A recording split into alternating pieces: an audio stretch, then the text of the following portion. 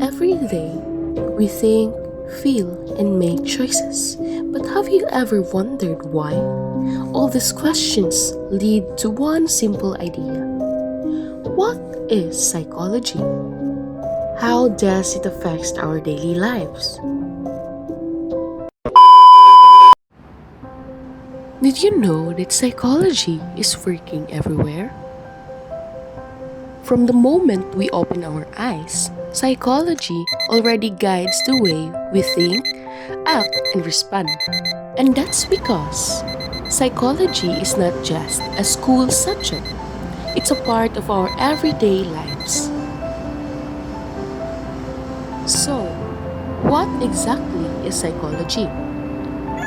Psychology is the scientific study of behavior and mental processes. In simple words, it helps us understand how we think, how we feel, and how we act. It explains why we form habits, how we learn, why we get stressed, and why we behave differently in different situations. But before we go deeper, let's clear up a few misconceptions. First, psychology is not mind reading, and psychologists don't magically know your secrets. It's not just about therapy or mental illness.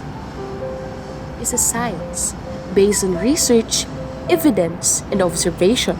Psychology does not only study humans. Animals can be also studied to understand behavior, learning, memory, and survival. Psychology has four major goals. It is to describe, explain, predict, and control. Describe is to describe behavior or what people do. To explain is why people behave that way. And to predict future behaviors based on patterns. And lastly, to control or influence behavior in healthy, positive ways. These goals helps us understand ourselves better and improve the way we live. Psychology plays an important role in our daily lives. It helps us understand how people think, learn, and behave. For example, by learning how memory works, we can improve our study habits.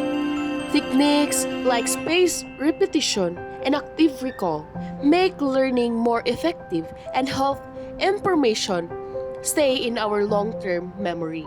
Psychology also guides how we shape children's behavior.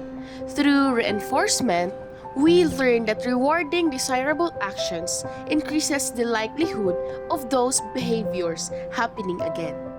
This makes operant conditioning a useful tool for parents and teachers. In addition, psychology highlights the importance of role modeling. Children often learn by observing adults around them. So when parents demonstrate positive behaviors, their children are more likely to imitate them. This shows that good examples can be more powerful than instructions alone. Finally, psychology helps us understand how media influences behavior. Because people, especially children, learn through observation. The things they see on television, in movies, or online can shape how they act and respond in real life. These applications show how psychology is not just a subject. It is a practical guide that helps us learn better, raise children more effectively, and understand how our environment affects our behavior. Psychology matters because it helps us understand the most important thing we carry every day in our mind. In a world filled with pressure, expectations, and constant change, psychology guides us toward healthier habits, stronger relationships, and better decision making. It reminds us to pause, breathe, and understand ourselves deeper. In the end, psychology is not just for psych majors. It's for everyone, like students, parents, teachers, workers, and ordinary people trying to navigate life. Because the more we understand ourselves and others, the more we can grow, connect, and live with compassion. Always remind yourselves that you matter and you are not alone. We hope that we introduce psychology in a way that you understand how it works and how it affects our daily lives.